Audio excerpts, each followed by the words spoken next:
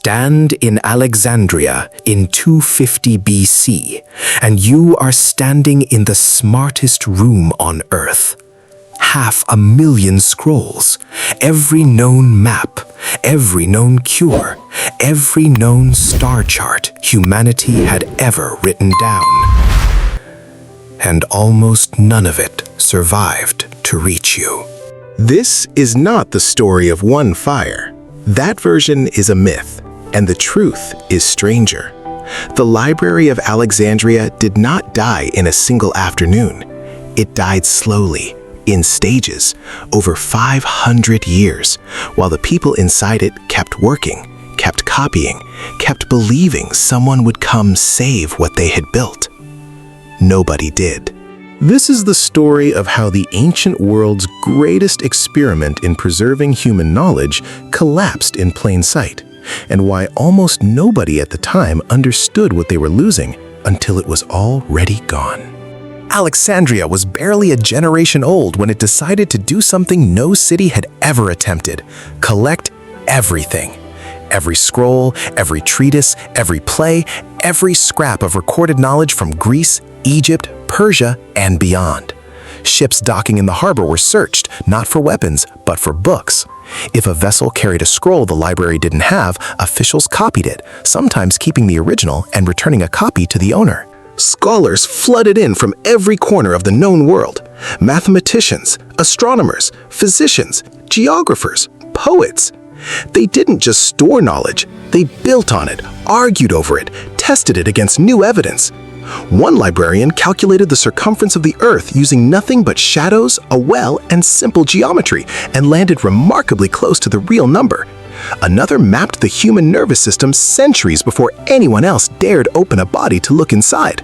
The scholars didn't just read what came in, they cross-checked it. When two texts disagreed about the size of the sun or the distance to a star, Alexandria's thinkers argued it out, tested it, revised it. This was, in effect, one of the first peer review systems in human history, centuries before anyone had a name for that process.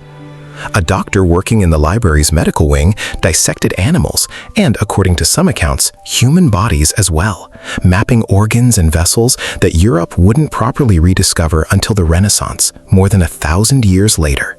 Visiting scholars from Persia, India, and further east brought texts and ideas that never existed anywhere else in the Mediterranean world. For a brief window of history, Alexandria wasn't just storing human knowledge, it was actively accelerating it, feeding new discoveries back into a system built to preserve and multiply them. Then the funding started to slip. Egypt's rulers grew distracted by wars, by succession fights, by politics that had nothing to do with scrolls. The library needed constant maintenance. Papyrus decays in the heat. Ink fades. Someone has to recopy every text by hand every few generations, or it disappears forever, no matter how many laws protect it. That job requires money, patience, and attention. All three started drying up in the 1st century BC. Nobody declared the library closed. Nobody burned it down on purpose. Scholars simply started leaving for cities that would actually pay them to keep working. The building stayed standing. The brain behind it began to quietly empty out, shelf by shelf.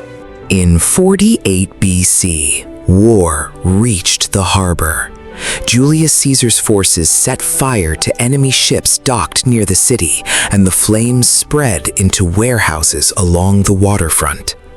Some scrolls burned that day. Historians still argue over exactly how many and how much of the main collection was actually affected. But here is what almost nobody tells you. The main library building most likely survived that fire largely intact.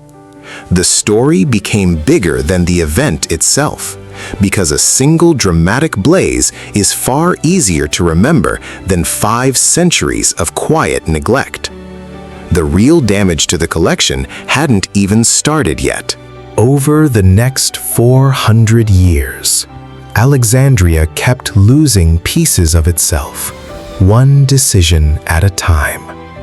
Funding cuts under Roman administration, reduced staff, fewer new scrolls acquired.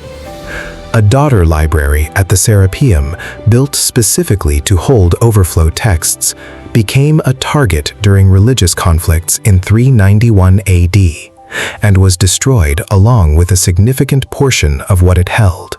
Copying slowed dramatically.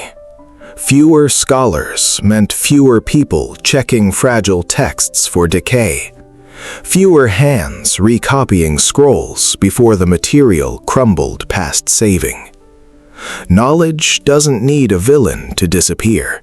It just needs enough people, generation after generation, to stop paying attention. We don't know most of what was actually lost because the only proof it ever existed was inside those walls. Fragments and passing references in other surviving ancient texts hint at entire plays that no longer exist anywhere. Medical techniques that took the world another 1,000 years to rediscover independently. Astronomical observations that could have reshaped how fast science moved forward.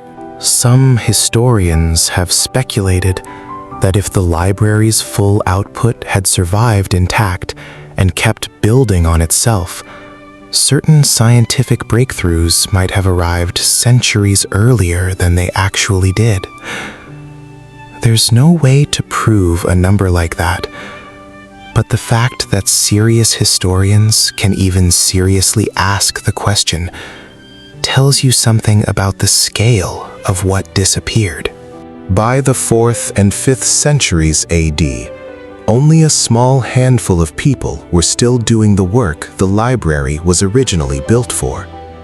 One of the last known scholars connected to that tradition was a mathematician and astronomer named Hypatia, murdered by a mob in 415 AD during a period of intense political and religious conflict inside the city.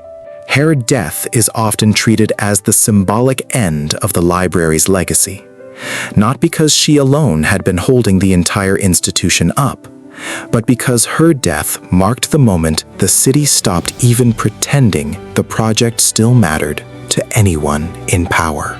By that point, the library as the ancient world once knew it had already been fading for generations. What remained were scattered collections, private copies, and fragments held by scholars who had studied there decades earlier and carried pieces of it away in their own memories and notebooks. The institution didn't end.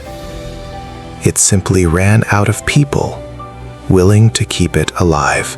The Library of Alexandria wasn't destroyed by one enemy, one fire, one dramatic decision made in a single room. It was destroyed by centuries of small withdrawals. Less funding this decade, less staff the next, less urgency every single year. Someone probably could have stepped in and saved a little more of it at almost any point along the way. Almost nobody did, because the collapse never looked dramatic enough in the moment to demand anyone's attention. That's the part of this story that should genuinely unsettle you. Civilizations don't usually announce their own decline with a single event you can point to later. They erode quietly. One budget cut, one empty desk, one unrenewed scroll at a time, until the moment finally arrives when there's nothing left worth saving, and nobody left who remembers what was even there to begin with. If this kind of history hits different once you actually understand what really happened, subscribe, because there are dozens of stories exactly like this one, still buried, still forgotten, still waiting to be reconstructed. What lost civilization or forgotten collapse do you want explored next? Drop it in the comments below.